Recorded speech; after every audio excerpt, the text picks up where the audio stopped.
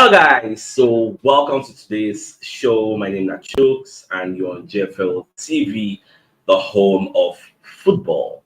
So if today is the first time ever where you see our program, for you to bring you the latest Arsenal news update as they drop all over the world. So for now, I'm going to start with today's news. So the Daily Mail and the Daily Express gonna come outside this morning, going to give us those reports. Say Arsenal will listen to offers for Gabriel Jesus this summer. In fact, now like this, I think see the news this morning. I just when I do research, I can't see the headline. When you look at the headline, we see they say Arsenal will listen to offers of Gabriel Jesus this summer as doubts emerge from over the Brazilian striker's long-term fitness. Arsenal are considering Gabriel Jesus' health record. Because you know what makes sense. You get striker, you get player like this, they complain. Don't say Gabriel Jesus did an interview session when they complain. I think those one were playing Bayern. When confess, talking about the public domain, say whenever they play, they feel pain for his leg. That is why Ateta not really they involve him much because he said he always feels pain. And that pain when they feel be something will aggravate the injury he gets. Now, when you check the report from the Daily Express, then say because this thing come like say it's a legit like the news confirm. So the Daily Express, when you look at their own headline, you see they say Arsenal ready to sacrifice Gabriel Jesus. You get so as Edu Gaspar they wait for offer from many people. Now when you read the report of the Daily Mail, inside the report that I read the entirety of the report, they come to say now ever since when Gabriel Jesus collected that injury from World Cup.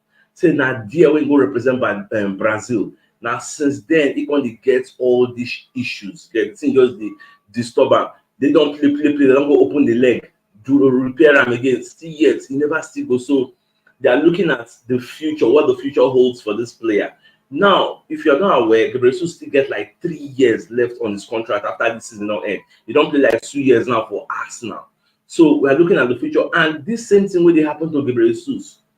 Probably like the same logic Arsenal they use for Thomas Partey. Say Yusuf, you get injury record, lingering injury problems. So I don't just know, like put yourself in Ateta shoes because I don't say when I talk say make they tell Thomas Partey me find square root. People say Thomas Partey, so I don't talk like that. Which can't talk with that and that. See, Arsenal is a business. Imagine Arsenal is your business, and this player in the season, how many games in they play, injury go chop the rest, and you pay him salary. And you're looking at the player's age, you're looking at his performances. What will be the next logical decision where you go make as the business owner? Most times, stop looking at things from the perspective of a fan. Look at it from the perspective of the owner, of the coach.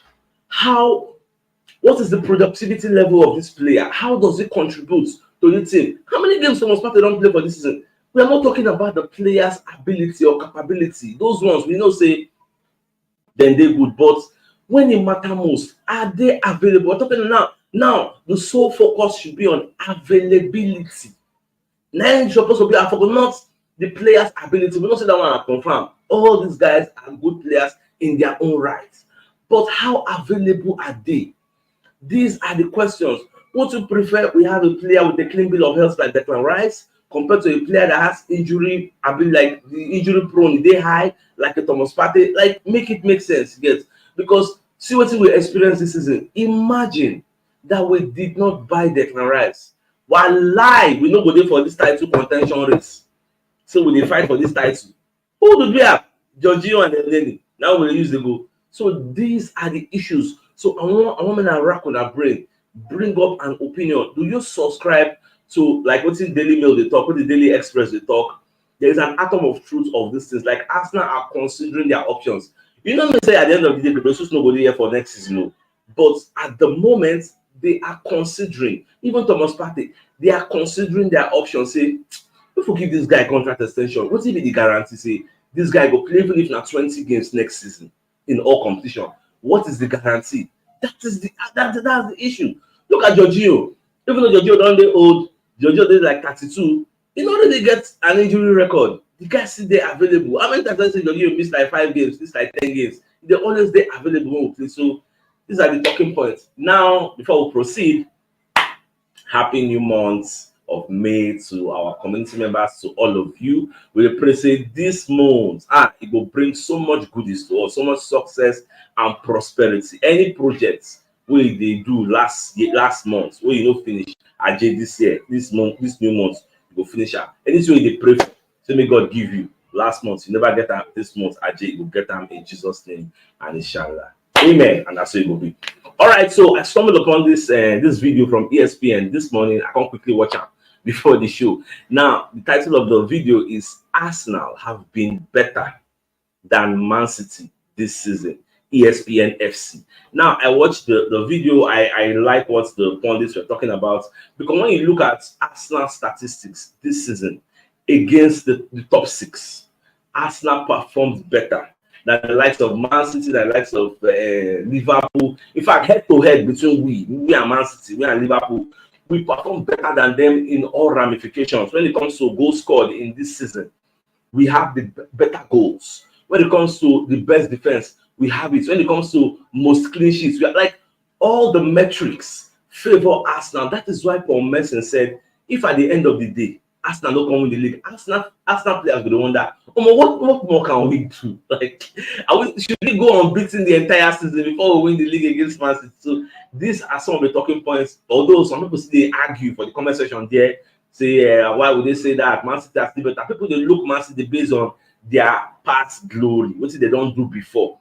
But if you look like Corinthians now, nobody look Old Testament, you will know say Arsenal this season, then they better than this Man City. Even though Man City have better players on paper, they have the likes of Eliala, and we say, if say now we get that Eliala, hey, we for don't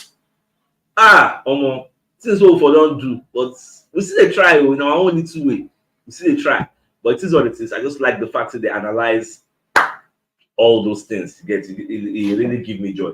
Now, I also look at one report from Howard Webb this morning. Now, Howard Webb is saying, moving forward, the EPL referees will start to use the public address systems in stadiums to explain the VAR decisions after visiting pitch side monitors. Now, if this eventually happens, it's going to be like, it will make sense. It will bring some clarity. It will help fans to understand the thought process of the VAR officials and what they show them, because now after the fact they really see them. But if now in the spur of the moment, now tell us as they go, say okay, then see what happen. Like for example, now that Declan Rice incident, we will say when it happened, Michael Oliver no actually called for penalty, but when VAR can check Jared Gillett, can say go look at, as about go look at, you never look at too much, just say no, you just wrong. So that kind of thing, we just go to PA. And pick somebody for Lego, so that's why I'll give a penalty. I don't understand. All right, let's proceed. So that's what they are planning to do moving forward. So really bad. I value the idea. It will bring much more clarity in what we are doing in this league. It will make sense.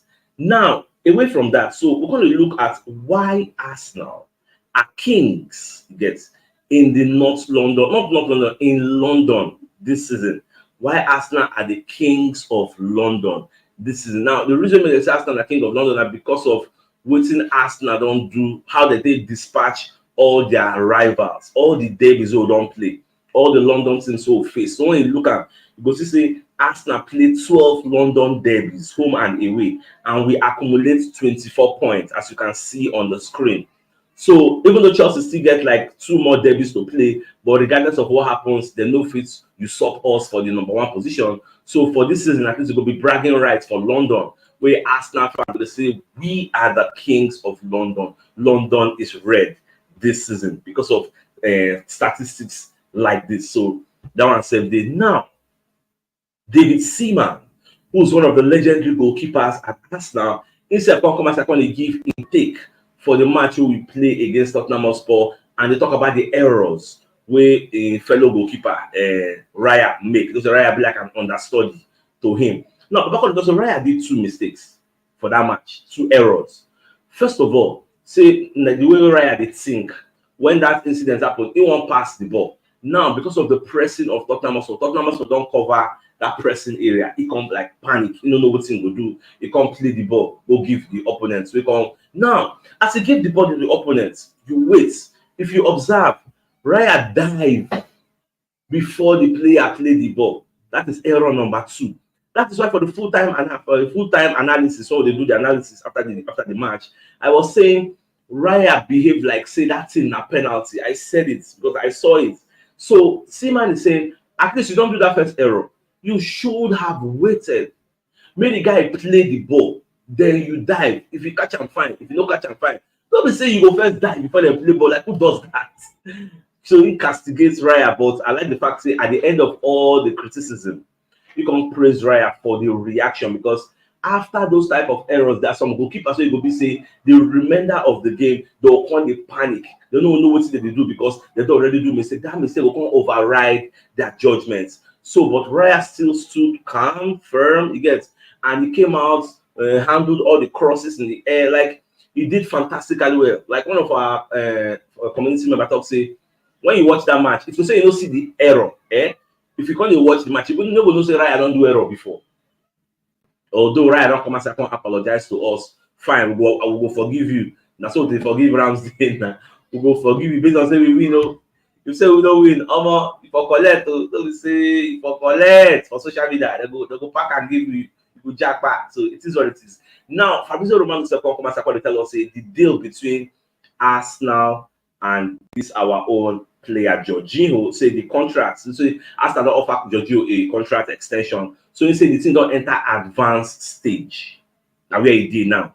So probably anytime before the season will end, if he announce them to us, okay, that Arsenal and Jorginho don't agree a deal. You know, so for the contract that Jorginho gets already will go expire by June. That contract has a 12-month extension if Arsenal won't trigger them. So as of now, we never really know how many years Arsenal will give up, but I think now that same year, that same 12 months, they won't extend. For the new contract, they'll come put say, okay, well, after the extension, you have another 12-month extension, depending on course at an age now. Arsenal will give them one year. Get then anytime they come to say they don't get a younger person will go fit take over, they'll look at that, okay, you may just find your square root. So now what's Arsenal the plan to do, but it is what it is. I don't have any issue with the contract they won't give them. Now, Alan Smith, one comment second talk say, saying the question whether Arsenal get the money to actually sign Alexander Isak.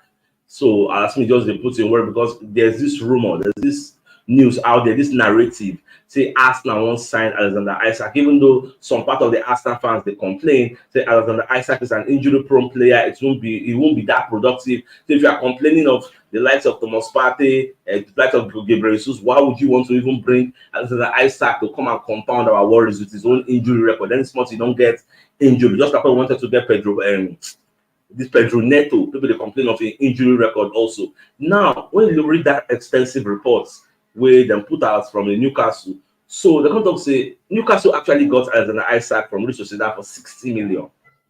Now, if Newcastle wants to sell Alexander Isak to Arsenal, it's going to be costing more, according to Alan Smith.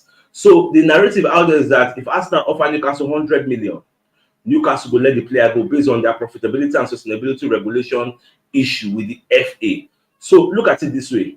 From the perspective of Alan Smith, do you think Arsenal have that type of money to burn? Even though when we did it, when we signed Declan Rice, do you think we can still do it with Alexander Isak? Sure, we don't get any cheaper player. We get a clean bill of health. We go fit do wetin Isak dey do moving forward. Even though Isak wey dey now, he still dey develop, he never even reach in peak sef. Isak is still a young lad, but that's that injury. But people keep forgetting because I dey try to balance the argument now. Do you know that once upon a time, Martinelli used to be injury prone until the Arsenal physio come like help him out? You know, when they get injury that much, and it's not because he's a high flying winger, just like Pedro Neto. So any small thing, just what they don't go like 100 miles per hour, I don't give them smart this thing, they don't fall down again. So they'll break that wrist, break this one, break that one. But now, you know, they really get injury like that. So these are some of the issues. Well, for me personally, if you ask me personally, I don't think Arsenal will be signing Alexander Isak. They had the opportunity to sign him when it was at Real Sociedad. Alexander Isak has Thierry Henry as his idol, as his like his I don't know how I want to put that. Now they look up to. At the end of the day, we don't get them. No, say many players still say now the guy they say this one my idol, like my life, I like the style of play. I want to play with that, like doing the play. But at the end of the day, we don't get that. So and Isak on his own, like what Smith is talking, Isak cannot go even go there because when you look at the setup at Arsenal, Arteta prefer Martinelli and Saka in the first level. If Isak enter where he won't play, are we going to put him as a winger or as a number 9? Where we still won't even find a better number 9? Like, these are the talking points, but we'll just watch and see how everything will unfold at the end of the day. Now, according to Sports Mode, Benjamin Sesko agents, what they call Elvis Basanovic. So Baba don't throw some kind of transfer hints. They say they drop hints. He gets amid the Arsenal Chelsea interest in signing 20-year-old Benjamin Sesko, who has scored about 15 goals for RB Leipzig, even though he's not the first choice striker over there. And the guy be like giants, the guy tall and is fast, skillful, pacey. The guy is very, very good. Now, when you read the entirety of this report, you will find out say Elvis Basanovic, the agent of Sesko, he visited Arsenal, the Emirates Stadium, when Arsenal hosted Chelsea and flogged Chelsea like tomorrow no day.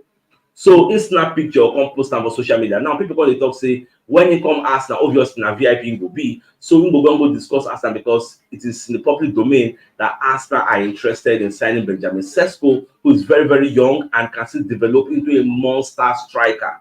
It will give us more of what Kai Havertz is giving us in that number 9 role. It will give us a lot of physicality and presence up there. We will already get, and he has a lot of years to play for. Imagine a 20-year-old, the guy big, oh man, the guy big gone. So the difference between Rihanna and him, or small tiny thing, now they have to top patterns small. Yeah. So the thing when you fuel a lot of conspiracy, say, I'm a plus Arsenal Simon Sesko because the manager on the poster. Well, it is what it is. And the sweet thing about this Sesko is that when you look at his contract, he has a clause, a buyout clause or a release clause of 45 million.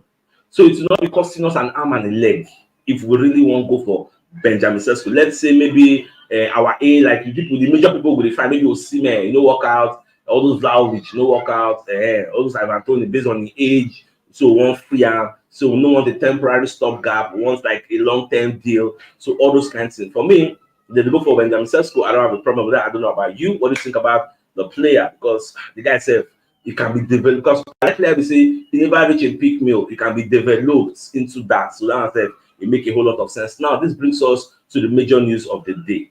So Daily Mail and the Daily Express, two of them call let us know say Arsenal are going to be listening to offers for Gabriel this summer. So when you look at the headline from the Daily Mail, you find out that Arsenal will listen to offers for Gabriel this summer as doubts emerge from the Brazilian striker's long-term fitness. Now, the Daily Express also came out to their own headline, Arsenal ready to sacrifice Gabriel as Edu Gaspar waits for offer after his own transfer trip. Now, when you read the report from the Daily Mail, the point to say after Gabriel go that World Cup, that then pick up this injury, niggling injury, where they really disturb him till now. They don't do multiple surgeries, he never still go. But I testify with a mouth. I watched the video for press conference when he talk say anytime when they play, in they feel pain. So how long will we continue with that type of player when they feel pain? Anytime when they play, is going to be out most of the time. That is why if you watch the North London Derby, we don't really disturb him.